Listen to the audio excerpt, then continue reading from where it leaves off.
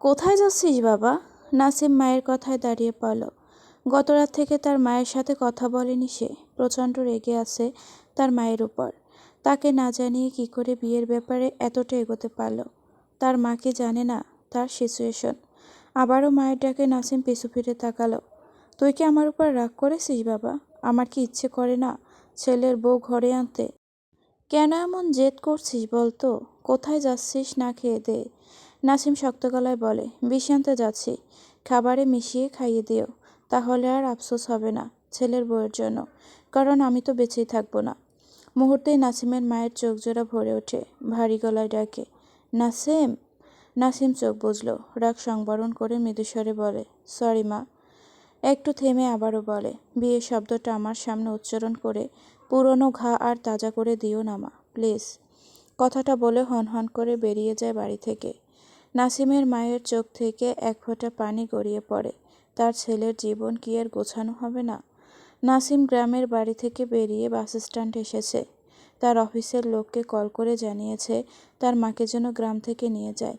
সে বাসে যাবে। বাসে যাওয়া আসা অভ্যাস নাসিমের আগে থেকেই আছে। মাঝে মাঝে গাড়ি ছাড়া এভাবেও ভালো লাগে। বাসের সামনে দাঁড়িয়ে সেদিনের কথা মনে পড়ল, যেদিন সে মাইরার পাশের সিটে বসায় মাইরা চেঁচিয়ে উঠেছিল। এরপর সে সিট এক্সচেঞ্জ করেছিল। কথাগুলো ভেবে দীর্ঘশ্বাস বলল। সে মাইরার দিক থেকে কখনো কোনো সাইন পায়নি। তবে সে সবসময় মাইরাকে নিয়ে ভাবত, সবটা সময়। কিন্তু তখন জানতো না মাইরা তারই বন্ধুর ভালোবাসাতে সাথে বউ। ভাবনাগুলো চেপে বাসে উঠে পড়ল। এগিয়ে গিয়ে সিট নাম্বার অনুযায়ী একটি ফাঁকা সিটে নাসিম বসে পড়ল। কেউ পাশে বসায় নাসিম চোখ মেলে পাশে তাকিয়ে নাসিমকে দেখে অবাক হয়ে বলে, আপনি এখানে বসছেন কেন? নাসিম বাম দিকে সামান্য গাড় বাঁকিয়ে বলল, এটা আমার। সামিয়াকে দেখে থেমে যায়। আরে এটা সেই মেয়ে না যে গতকাল রাতে তার কাছে এসে বিয়ে ভাঙতে বলেছিল? হ্যাঁ সেই মেয়েই তো। কিছুই বলল না, সোজা হয়ে বসে গলা ঝেড়ে বলে, এটা আমার সিট। সামিয়া কিছুই বলল না, জানালার দিকে আরেকটু চেপে বসলো। নাসিম ব্যাপারটা বুঝতে পেরে সেও ডান দিকে একটু সরে বসলো। ডান পা খানিকটা বেরিয়ে আছে। এভাবেই থাকলো নাসিম। সামিয়া যদিও আর চোখে দেখছে, কিন্তু কিছুই বলল না। মনে মনে বেশ বিরক্ত। দুনিয়ায় আর মানুষ ছিল না, এই লোককেই এখানে বসতে হলো। তার চেয়েও বড় কথা, কোনো মেয়ে ছিল না। অসহ্য লাগলো সামিয়ার। কিছু বলতেও পারছে না, সইতেও পারছে না। কয়েক সেকেন্ডের মাঝে বাস ছেড়ে দেয়। সামিয়া জড়সড় হয়ে বসেছে। জানালা খুলে রাখায় মৃদু হাওয়া জানালার ফাঁক দিয়ে ভেতরে এসে সামিয়া নাসিমের গা ছুঁয়ে দেয়। বাস চলতে থাকে। সামিয়ার দৃষ্টি সারিবদ্ধভাবে দাঁড়িয়ে থাকা গাছগুলোর পানে, যা আপাতত দৃষ্টিতে চলমান হচ্ছে। বেশ কিছুক্ষণ সময় পেরিয়ে যায়। সামিয়া আর চোখে নাসিমের দিকে তাকালে দেখল নাসিম সিটে মাথা এলিয়ে চোখ বুজে আছে। দৃষ্টি ফিরিয়ে নিয়ে আবারও দৃষ্টি বাইরে নিবদ্ধ করে। রাতে ঠিক করে ঘুম না হওয়ায় সামিয়ার চোখে ঘুম ধরা দেয়। অনিচ্ছা সত্ত্বেও কিছুক্ষণের মাঝে সামিয়া ঘুমিয়ে যায়। এদিকে নাসিমেরও একই অবস্থা। এখন ঘুমিয়েছে বুঝতেই পারেনি। হঠাৎই বাসের ঝাঁকুনিতে নাসিম সামিয়া দুজনেই মাথায় একসাথে ধাক্কা লাগে। ধাক্কাটা বেশ জোরেই লেগেছে। সামিয়া নাসিম দুজনের কাঁচা ঘুম ভেঙে যায়। ঘুমো ঘুমো চোখ মেলে তাকালে দুজনের চোখাচোখি হয়। ব্যাপারটা কি হয়েছে কেউই ঠিক করে বুঝতে পারছে না। যখন বুঝলো দুজনের মাথা একসাথে ঠেকিয়ে আছে, নাসিম দ্রুত সোজা হয়ে বসে। সামিয়া নিজেও সোজা হয়ে ডান হাতে মাথার ডান পাশ ডলে। অনেক ব্যথা পেয়েছে বেচারি। নাসিম আর চোখে দেখল সামিয়ার মাথা ডলতে। সে গলা ছেড়ে বলে, সরি। সামিয়া মৃদুস্বরে বলে, আমিও সরি। নাসিম আর কিছুই বলল না। সামিয়া বাম দিকের সিটে মাথা এলিয়ে রেখে চোখ বুজল। প্রায় ঘন্টাখানেক সময় পেরিয়ে যায়। নাসিম ঘুমাননি, হেলান দিয়ে চোখ বুজে রেখেছে। সামিয়া বোধহয় ঘুমিয়েছে। রাস্তার মোড় ঘুরতে গিয়ে সামিয়া ঘুমের ঘোরে এবার নাসিমের সাথে জোরে সোরে এক ধাক্কা খায়। বেচারির ঘুম তো ভেঙেছেই, সাথে নাসিমের অদ্ভুত দৃষ্টি দেখে মেয়েটি লজ্জায় নুয়ে পড়ে। মাথা নিচু করে মিনমিন করে বলে, ভাই আমি সরি, আসলে ঘুমিয়ে থাকায় বুঝতে পারিনি। নাসিম বেশ কিছুক্ষণ চুপ থাকে। সামিয়ার কথার উত্তর না করে প্রশ্ন করে, বিয়ে ভেঙে দিতে বলেছিলে কেন? সামিয়ার সাথে সাথে মাথা তুলে নাসিমের দিকে তাকায়। সে তো অন্য কাউকে বিয়ে করার কথা ভাবতে পারে না। আর কারণটা সে নাসিমকে কি করে বলবে, যেখানে নাসিম শুদ্ধর ফ্রেন্ড। সামিয়া নাসিমকে শুদ্ধর ফ্রেন্ড হিসেবে চেনে। তবে নাসিমের সাথে তার মামা বিয়ে দিতে চাইছিল, এটা সে গতকাল নাসিমকে বিয়ে ভেঙে দিতে বলার কথা আসার পর নাসিমকে দেখে চিনেছিল। এরপর তার কাজিনদের কাছে শুনেছিল নাসিম মাইরাকে পছন্দ করত। তার কাজিন কোথা থেকে জেনেছে সামিয়া তা জানে না, কিন্তু নাসিম তাকে বিয়ে করতে গিয়েছিল মাইরাকে পছন্দ করার পরও। ব্যাপারটা সামিয়ার কাছে একটু অদ্ভুত লেগেছে। আবার ভেবেছিল হয়তো নাসিম মুভ অন করে ফেলেছে, কিন্তু সে তো পারেনি। নাসিম আবারও বলে, বলছো না যে? সামিয়া জবাব দেয়, আপনি মাইরাকে ভুলে গিয়ে মুভ অন করেছেন, কিন্তু সবাই তো এক নৌকার মাঝে নয়। আমার নৌকা আলাদা। নাসিম বিস্ময় দৃষ্টিতে তাকায় সামিয়ার দিকে। সামিয়া কথাটা বলে দৃষ্টি ফিরিয়ে নেয় নাসিমের দিক থেকে। নাসিম অবাক হয়ে বলে, হ্যালো মিস, আমি বিয়েতে সম্মতি দিলে এতক্ষণে তুমি আমার বউ থাকতে। সামিয়া বাইরে দৃষ্টি রেখে উত্তর করল, জি, সম্মতি না দেওয়ার জন্য ধন্যবাদ আপনাকে। নাসিম ফোঁস করে শ্বাস ফেলে বিরক্তি কণ্ঠে বলে, মা আমাকে না জানিয়ে তোমাদের বাড়ি নিয়ে গিয়েছিল, নয়তো এই টপিক এতদূর গড়াতো না। আর তাছাড়া আমি আমার নৌকার মাঝি, যে নৌকায় কেউ কখনো উঠতে পারবে না। সামিয়া মলিন মুখে প্রকৃতি দেখে কেন যেন তার ভালো লাগছে না। সে বুঝল শুদ্ধর ফ্রেন্ড নাসিমের তার মতোই অবস্থা। সে তার ফ্রেন্ড, তার কাজিনদের মতো নাসিমকে নিয়ে বিদ্রূপ করল না, ভাবল না একজন বিবাহিত মেয়ের জন্য কেন জীবন থেমে রাখে, যেখানে সে সুখে শান্তিতে সংসার করেছে। কথাগুলো বলা যতটা সহজ, মানা কি ততটা সহজ। চাইলেই ভুলে যাওয়া যায়, মুখে যায়, মনে নয়। নাসিম প্রশ্ন করে, তুমি পড়াশোনা করছো? সামিয়া মৃদুস্বরে বলে, জি, অনার্স সেকেন্ড ইয়ারে। আমার ব্যাপারে কিভাবে জানলে? সামিয়া নাসিমের দিকে একবার তাকিয়ে আবারও চোখ নামিয়ে নিয়ে বলে, আমার কাজিনদের থেকে শুনেছি। আর মাইরা তো আমাদের গ্রামেরই মেয়ে। নাসিম সাথে সাথে প্রশ্ন করে, বারবিডল জানে? সামিয়া অদ্ভুতভাবে তাকায়। নাসিম কেমন যেন হঠাৎই বিচলিত হয়ে প্রশ্নটা করল। সামিয়া জিজ্ঞেস করে, বারবিডলকে? নাসিম চুপ থাকলো। সামিয়া হয়তো বুঝলো, তাই আর জিজ্ঞেস না করে উত্তর করল, আমি এসব ব্যাপারে জানি না, তবে আপনি তার জন্য দেবদাস হয়েছেন এটা মেবিও জানে না। নাসিম কিছুটা বিব্রত বোধ করে। সামিয়া দীর্ঘশ্বাস ফেলল। নাসিম আবারও প্রশ্ন করে, তোমার বয়ফ্রেন্ড আছে? সামিয়া মৃদু হেসে বলে, জি। নাসিম চোখ বুজে বলে, ও ওকে, নিউ লাইফের জন্য কংগ্রাচুলেশন। বয়ফ্রেন্ডকে বিয়ে করবে বলে বাড়ি থেকে পালাচ্ছ নিশ্চয়। ছেলেটার ভাগ্য আছে বলতে হবে। সামিয়া ঘাড় ফিরিয়ে নাসিমের দিকে তাকায়, অতঃপর বলে, সে বিবাহিত। সামিয়ার কথাটা শুনে নাসিম বুড়ো কুঁচকাল। একটু পর চোখ মেলে সামিয়ার দিকে তাকিয়ে বলে, এক বিবাহিত ছেলের জন্য তুমি বিয়ে করছো না? নাসিমের কথাটা সামিয়ার পছন্দ হলো না। তার মনে হলো তার ফ্রেন্ড কাজিনদের মতো নাসিমও তাকে নিয়ে বিদ্রূপ করল। মেয়েটির মন খারাপ হয়, নিজেকে সামলে বলে, ঠিক যেমন আপনি। নাসিম থতমত খেয়ে তাকায়, গলা ছেড়ে বলে, ছেলে আর মেয়ের মাঝে অনেক তফাৎ আছে। তোমাকে একদিন না একদিন বিয়ে করতেই হবে। বাট আমি ছেলে, আমার জন্য সিঙ্গেল থাকাটা খুব বেশি প্রবলেম হবে না। সামিয়া কিছুই বলল না।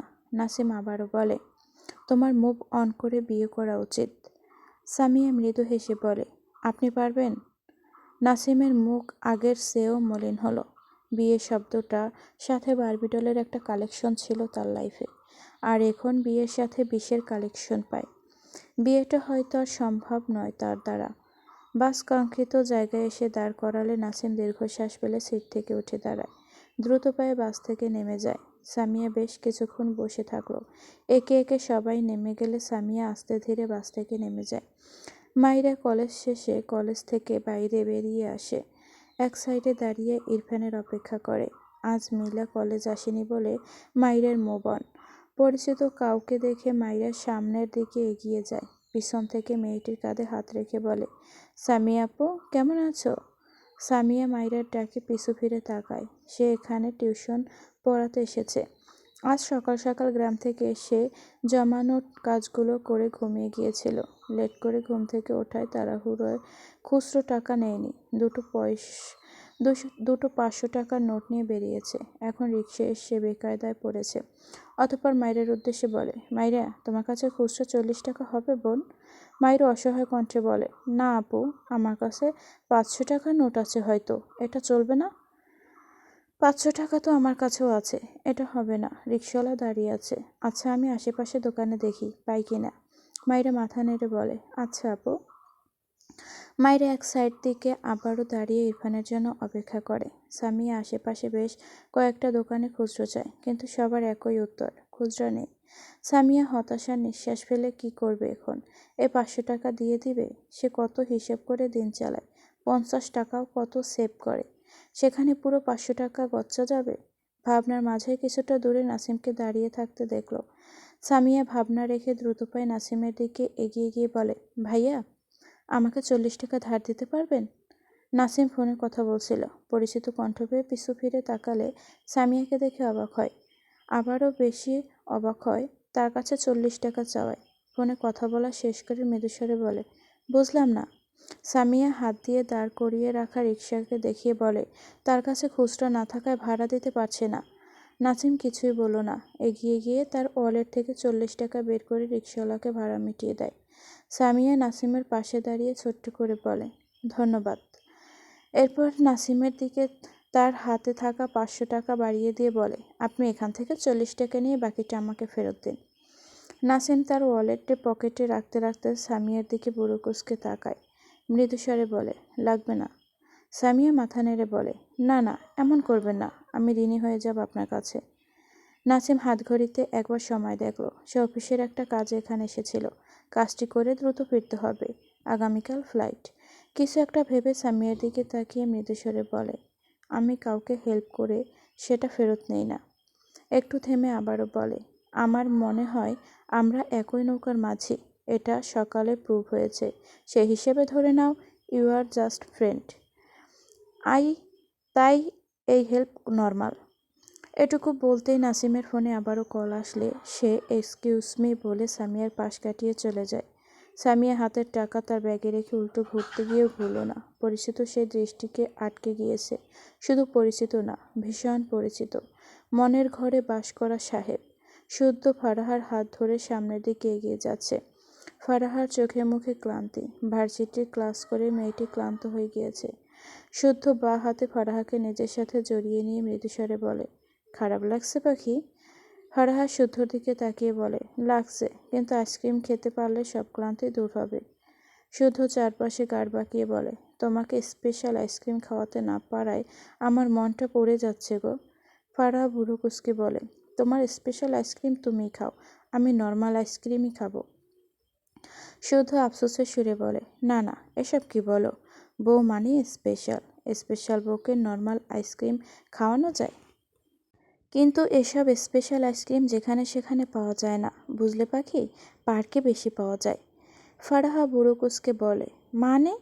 শুধু মিটিমিটি হেসে বলে, পাখি তো পার্কেই বেশি থাকে মেবি। স্পেশাল আইসক্রিম পাখির পেছন ছাড়া পাওয়া যায় না, বুঝো নয় পাখি। ফারাহা চোখমুখ কুচকে নেয়। শুদ্ধর বাহুতে কয়েকটা থাপ্পড় মেরে বলে, সে তুমি জীবনে ভালো হবে না। আমার আইসক্রিম খাওয়ার মুডটাই নষ্ট করে দিল। খাবই না আর। কথাটা বলে দুপদাপ পা ফেলে দাঁড় করিয়ে রাখা গাড়ির দিকে এগিয়ে গেল ফারা। শুদ্ধ হাসল, কিছুই বলল না। দোকান থেকে দুটো আইসক্রিম কিনে ফারাহার পিছু যায়। ফারাহা গাড়িতে উঠে বসেছে। শুদ্ধ গাড়ির জানালা দিয়ে ফারাহার সামনে আইসক্রিম বাড়িয়ে দিলে ফারাহা রেগে বলে, এগুলো নিয়ে যাবে তুমি?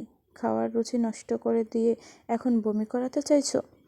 শুদ্ধ ইনোসেন্ট ফেস বানিয়ে বলে, ভালোবাসি তো, নর্মাল আইসক্রিম চাইলে নর্মাল আইসক্রিম এনে দিলাম। নাও পাখিবো, খেয়ে নাও। ফারা আইসক্রিম দুটো নিয়ে গাড়ির ড্যাশবোর্ডের উপর ঠাস করে রেখে বলে, তুমি কিনেছো, তুমিই খাবে। আমার মুখের খাবার কেড়ে নেয়াই তোমার কাজ। শুদ্ধ ড্রাইভিং সিটে বসে গাড়ি স্টার্ট দিয়ে মিটিমিটি হেসে বলে, স্পেশাল আইসক্রিম না খাওয়ানোর আফসোসে বউটা এত রাগ করছে, কি যে করি। ফারাহা রেগে তাকায় শুদ্ধর দিকে। শুদ্ধ আর চোখে ফারাহাকে দেখে বলে, রাস্তাঘাটে এভাবে খেয়ে ফেলা চোখে দেখলে প্রবলেম হয় পাখি। বেডরুমে গিয়ে আমাকে খাবে কেমন? ফারাহা দাঁত কটমট করে তাকিয়ে রইল শুদ্ধর দিকে। তার নিজেকেই দুটো থাপ্পড় দিতে ইচ্ছে করছে। শুদ্ধ গাড়ির গ্লাস দুটো তুলে দিয়ে এগিয়ে এসে ফারাহার ঠোঁটজোড়া কয়েকটা শুকনো চুমু খেয়ে গালে গাল ঘষে মৃদুস্বরে বলে, এভাবে তাকালে ফারাহা পাখিকে আগুন সুন্দরী লাগে। আমার সত্যি প্রবলেম হয় পাখি। শুদ্ধর কথা বলার ধরনে ফারাহা লজ্জা পায়। শুদ্ধ মৃদু হাসল, আর কিছুই বলল না। সোজা হয়ে বসে গাড়ি স্টার্ট দেয়। সামিয়া ভেজা চোখে শুদ্ধ আর ফারাহাকে পুরোটা সময় দেখল। গাড়ির ভেতর ওঠার পর আর দেখতে পায়নি। ওই অবদ্ধ গাড়িতে দৃষ্টি নিবদ্ধ করে রেখেছিল। শুদ্ধর বাড়ি থেকে বেরিয়ে আসার পর আজ প্রায় 1 বছরের মাথায় শুদ্ধকে অনাকাঙ্ক্ষিতভাবে দেখতে পেল, তা আবার সেই মেয়েটার সাথে, যে শুদ্ধর বউ। তার খারাপ লাগা শোভা পায় না, কিন্তু মন কি মানে? ভাবনার মাঝে কখন যে রাস্তার অনেকটা মাঝখানে চলে এসেছে মেয়েটি বুঝতেই পারেনি। পিছন থেকে মনে হলো মাইরার চিৎকার শুনতে পায়, স্বামী! বাকিটুকু আর শুনতেই পায় না, যেন ডাকটুকু থেমে গেল। সামিয়ার চোখ দুটি স্থির হয়ে গেল। চোখের পলকে সামিয়ার স্থান হয় কয়েক হাত দূরে। একটা বড়সড় মাইক্রোর সাথে ধাক্কা খেয়ে ছিটকে গিয়ে পড়েছে পিচঢালা রাস্তার ওপর। মেয়েটির মনে হলো দুনিয়া থেমে গিয়েছে। নড়চড়বিহীন দেহ পিচঢালা রাস্তার উপর পড়ে রইল, স্থির দৃষ্টি নিবদ্ধ শুদ্ধদের ছুটে চলা গাড়িটির দিকে, যে গাড়ি ধীরে ধীরে অদৃশ্য হতে লাগলো। সামিয়ার চোখজোড়া বুজে আসলো, চোখের কোণ ঘেঁষে এক ফোঁটা পানি গড়িয়ে পড়ল। অস্ফুট স্বরে বেরিয়ে আসলো, সাহেব ভালো থাকবেন। কথাটুকু বলেই চোখজোড়া বুঝে নেয়। মাইরা দৌড়ে এসে সামিয়ার পাশে বসে। মেয়েটির পুরো শরীর কাঁপছে। এই তো একটু আগেই একটি সুস্থ সবল সামিয়ার সাথে কথা বলল মাইরা। মাত্র কয়েক মিনিটের মাঝেই কি হয়ে গেল? মাইরার নিজেকে দিশেহারা লাগে। আশেপাশে তাকালে দেখলো সবাই চেয়ে আছে, কেউ এগোয় না। মাইরা কাঁদতে ইচ্ছে করলো। এরা মানুষ না জানোয়ার? শহরের মানুষেরা কি এমনই হয়? মাইরা সামিয়ার গালে হাত দিয়ে ডাকতে লাগলো, আপু, সামিয়া আপু, প্লিজ চোখ খোলো। সামিয়া চোখ খোলে না, কিন্তু থেকে থেকে কেমন ভারী নিঃশ্বাস ফেলে। মাইরা সামিয়ার পাশ থেকে উঠে দুপা সামনে এগোলে নাসিমকে দেখে কান্নামাখা গলায় বলে, ভাইয়া একটা হেল্প করুন প্লিজ। নাসিম ডোক গিলে কোনো রকমে বলে, কি হয়েছে বারবি? বাকিটুকু আর বলো না। মাইরা নিজেই দৌড়ে সামিয়ার কাছে এসে সামিয়ার পাশে বসে বলে, ভাইয়া, সামিয়া আপুকে হসপিটালে নিতে হবে। আপু কথা বলছে না, আপুকে হসপিটালে নিয়ে চলুন না ভাইয়া। নাসিম দৃষ্টি নিচু করলে রক্তাক্ত সামিয়াকে দেখে স্তব্ধ হয়ে যায়। এই তো কয়েক মিনিট আগেই মেয়েটা তাকে ডাকলো, তার কাছে হেল্প চাইলো। এটুকু সময়ের মাঝে কি হয়ে গেল? মাইরা নাসিমকে এখনও দাঁড়িয়ে থাকতে দেখে আবারও নাসিমের সামনে এসে অনুরোধের স্বরে বলে, ভাইয়া, আপনি অন্তত দয়া করে আপুকে হসপিটালে নিয়ে চলুন। এখানে কেউ এগিয়ে আসছে না, চলুন প্লিজ। লেট করলে আপুর কিছু হয়ে যাবে তো। নাসিমের সম্বিত ফিরে দ্রুত পায়ে এগিয়ে গিয়ে সামিয়ার পাশে বসে। নিজের সকল জড়তা কাটিয়ে রক্তাক্ত আত্মরা সামিয়াকে কোলে তুলে নেয়। এরপর দ্রুত পায়ে তার গাড়ির দিকে এগিয়ে যায়। সামিয়ার বাঁ হাত ছেড়ে দেয়া, নাক মুখে রক্তের ছিটে ফোটা। মাইরা নাসিমের পিছু পিছু দৌড়ায়। নাসিম তার ব্যাক সিটের দরজা খুলে সামিয়াকে শুইয়ে দেয়। মাহিরা নিজে থেকেই সামিয়ার মাথার কাছে উঠে বসে।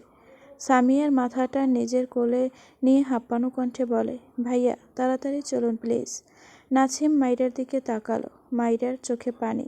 নাসিম অবাক হলো, সামিয়ার সাথে মাইরাকে কখনো দেখেনি, অথচ মাইরাই মেয়েটার জন্য এত ভাবছে কেন? ভাবনা রেখে দ্রুত গাড়িতে উঠে বসে। মাইরা সামিয়ার গালে হাত দিয়ে একটু পরপর ডাকে, সামিয়া আপু, এই সামিয়া আপু, ঠিক আছো? একটু আগেই তো আমার সাথে কথা বলে, সামিয়া আপু। নাসিম গাড়ির স্পিড বাড়ায়। সামনের আয়নায় একবার দৃষ্টি পড়লে মাইরার কান্নামাখা মলিন মুখ দেখল। মাইরার কণ্ঠ কানে বাড়ি খায়, সামিয়া আপু, ও সামিয়া আপু।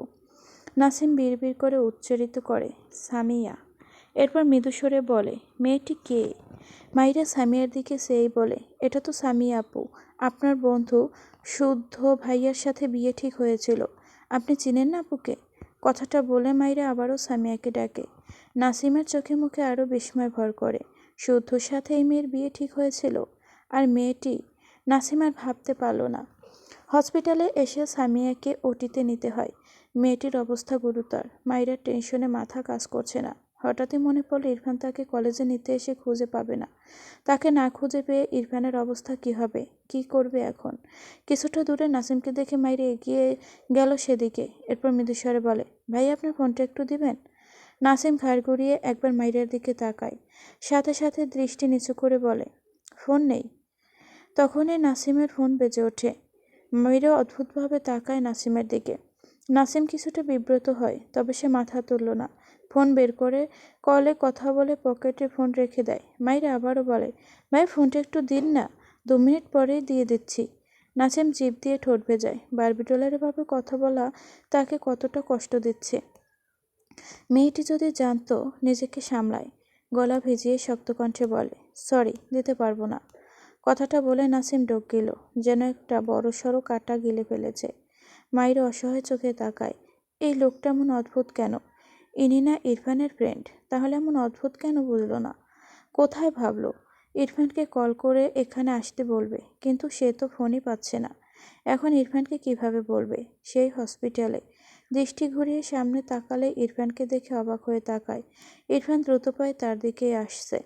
মাইরের মৃদুস্বরে বলে, শেষরাজ। নাসিম মাইরের বলা আনকমন নিকনেমটি শুনতে পেয়ে ভীষণ অবাক হয়। সামনে তাকালে ইরফানকে দেখে ঢোক গিলে। মাইরা ইরফানের দিকে এক পা বাড়ানোর আগেই ইরফান মাইরাকে দুহাতে চাপটে ধরে তার বুকে। নাসিম দেখল ইরফানের দুহাতের বন্ধনীর মাঝে মাইরাকে। দ্রুত চোখ সরিয়ে নিয়ে কয়েক পা বাম দিকে সরে দূরে গিয়ে দাঁড়ায়। ইরফান মাইরাকে শক্ত করে ধরে মৃদুস্বরে বলে, মাই বাটফুলর, কি হয়েছে তোমার? তুমি কি সিক? মাইরা ইরফানের থেকে নিজেকে ছাড়িয়ে কিছু বলতে চায়, তার আগেই ইরফান মাইরার সাদা হিজাবের রক্তের ছিটেফোঁটো দেখে মৃদুস্বরে বলে, হোয়াট হ্যাপেন্ড বাটফুলর, আর ইউ ওকে? কথাটা বলতে বলতে ইরফানের দৃষ্টি আটকায় কিছুটা দূরে দাঁড়িয়ে থাকা নাসিমের উপর। মুহূর্তেই চোয়াল শক্ত হয়ে যায়। মাইরা কোনো রকমে বলে, না না, আমি ঠিক আছি। আমি তো। মাইরার কথা বলার মাঝেই ইরফান নাসিমের উদ্দেশ্যে চিৎকার করে বলে, এখানে কি করছিস তুই? মাইরা ঝাঁকি দিয়ে ওঠে। সে তার বলা কথাটুকু শেষ করতে পারে না। নাসিম ইরফানের দিকে সে মৃদুস্বরে বলে, ইরফান চিবিয়ে চিবিয়ে বলে, তোকে আমি খুন করব নাসিম। নাসিম ঢোক গেল। মাইরা একবার ইরফানের দিকে তাকায়, আরেকবার নাসিমের দিকে। ইরফান মাইরার দিকে জ্বলন্ত চোখে তাকায়। মাইরা ইরফানের দৃষ্টিতে ভয় পায়। ইরফান মাইরার হাত শক্ত করে ধরল। মাইরা হাতে ব্যথা পায়, বা হাতে ইরফানের হাত ছাড়াতে চায়, তবে পারে না। ইরফান হাতের বাঁধন আরো শক্ত করলো। দ্রুত পায়ে হসপিটাল থেকে বেরিয়ে যাওয়ার জন্য পা বাড়ায়। মাইরা ইরফানের পায়ের সাথে তাল মেলাতে পারে না। পিছন থেকে নাসিম অসহায় চোখে তাকায়। সে জানতো মাইরা তার ফোন থেকে ইরফানকে কল করলে ইরফান তাকে যাই বলুক, মাইরাকে রেগে কিনা কি বলবে। ইরফানের রাগ মাইরার জন্য তার ভয় লাগে। প্রথম প্রথম মাইরাকে কত মারতো, আজ আবার মারবে না তো? তার জন্য বারবিটল আবারও মার খাবে। নাসিম জড়তা নিয়ে বলে, ইরফান, ওকে কিছু বলিস না। আমি। ইরফান সাথে সাথে পিছু ফিরে ভস্ম করে দেওয়া চোখে তাকায় নাসিমের দিকে। ইরফানের দৃষ্টিতে নাসিম থেমে যায়। ইরফান ডান হাত মুষ্টিবদ্ধ করে শক্ত গলায় বলে, আমার ধৈর্যের পরীক্ষা নিস না নাসিম। নাসিম মাথা নিচু করে নেয়। মাইরা কিছুই বুঝতে পারছে না, সব মাথার উপর দিয়ে যাচ্ছে। ইরফান মাইরার হাত টেনে এগিয়ে গিয়ে হসপিটাল থেকে বেরিয়ে যায়। নাসিমের দৃষ্টিতে অসহায়ত্ব। ইরফান মাইরাকে নিয়ে তার গাড়ির সামনে দাঁড়ায়। গাড়ির দরজা খুলে দিলে মাইরা ইরফানের দিকে তাকায়, মিনমিন করে বলে, আপনার কি হয়েছে?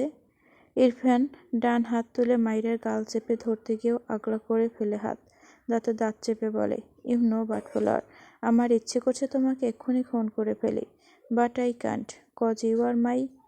ইরফান বলার আগেই মাইরা বলে ওঠে, হাট। ইরফান শীতল দৃষ্টিতে তাকায় মাইরার দিকে। মাইরা ইরফানের দিকে চেয়ে মৃদু স্বরে বলে, আপনি রাগ করছেন কেন? শেষওয়ালা। ইরফান মৃদুস্বরে বলে, গাড়িতে বসো। মাইরা ঢোক গিলে বলে, আপনাদের দুই বন্ধুর মাঝে কি আমাকে নিয়ে ঝামেলা হয়? ইরফান শক্ত কণ্ঠে বলে, থাপ্পড় খেতে চাইছো? রাগেও নামায়, ফার্স্ট বসো। মাইরা এসব ভাবনা রেখে বলে, আপনি। ইরফান মাইরাকে ঠেলে সিটে বসিয়ে দেয়। এরপর গাড়ির দরজা শব্দ করে লাগিয়ে ড্রাইভিং সিটে গিয়ে বসে। সময় নষ্ট না করে গাড়ি স্টার্ট দেয়। মাইরা দ্রুত ইরফানের দিকে এগিয়ে গিয়ে বলে, কোথায় যাচ্ছেন শিশলা? যাবেন না? আমার কথাটা একটু শুনুন। ইরফান চোয়াল শক্ত করে নেয়, গাড়ির ব্রেক কষে, বা হাতে মাইরাকে টেনে তার কোলে বসায়। মাইরার মুখ চেপে রেগে বলে, আবার ওখানে যাবি? এই, তোরা আমার মাথাটা ঠান্ডা রাখতে দিবি না বলে মিশনে নেমেছিস? মাইরা তার মুখ থেকে ইরফানের হাত সরাতে চায়। ইরফান শক্ত চোখে তাকিয়ে আছে মাইরার দিকে। মাইরা অসহায় চোখে তাকায় ইরফানের দিকে। ইরফান মাইরার দৃষ্টিতে দৃষ্টি মিলিয়ে মাইরার মুখ থেকে তার হাত সরিয়ে নেয়। মাইরা ভাঙা গলায় বলে, আপনি আমাকে অকারণে রাগ দেখাচ্ছেন কেন শিশলা? আপনি যে বলেছিলেন আমার রাগ দেখাবেন না। ইরফান কেমন করে যেন তাকায় মাইরার দিকে। একটু পর ইরফান মাইরাকে দুহাতে শক্ত করে জড়িয়ে নেয় নিজের সাথে। মৃদুস্বরে বলে, সরি, তোমার বডিতে সব কিসের ব্লাড বাটফ্লাওয়ার? অ্যান্ড এখানে কেন এসেছো? অ্যান্ড নাসিম। একটু বলে থেমে যায় ইরফান। নাসিমের কথা ভাবতেই প্রচণ্ড রাগ উঠছে তার। সে বারবার মাইরার দিকে তাকিয়ে রাগ নেভাচ্ছে যেমন, তেমনি নাসিম মাইরার আশেপাশে ছিল ভাবতেই ঠান্ডা মেজাজ গরম হয়ে যাচ্ছে। রাগ থেকে মাইরাকে গায়ের সর্বশক্তি দিয়ে নিজের সাথে চেপে ধরে। মাইরা চোখ বুজল। ইরফানকে সে বুঝল, কিছুই বলল না। ডান হাত ইরফানের পিঠে রেখে মৃদুস্বরে বলে, আপনি জানেন শুদ্ধ ভাইয়ের সাথে যার বিয়ে ঠিক হয়েছিল সে অ্যাক্সিডেন্ট করেছে।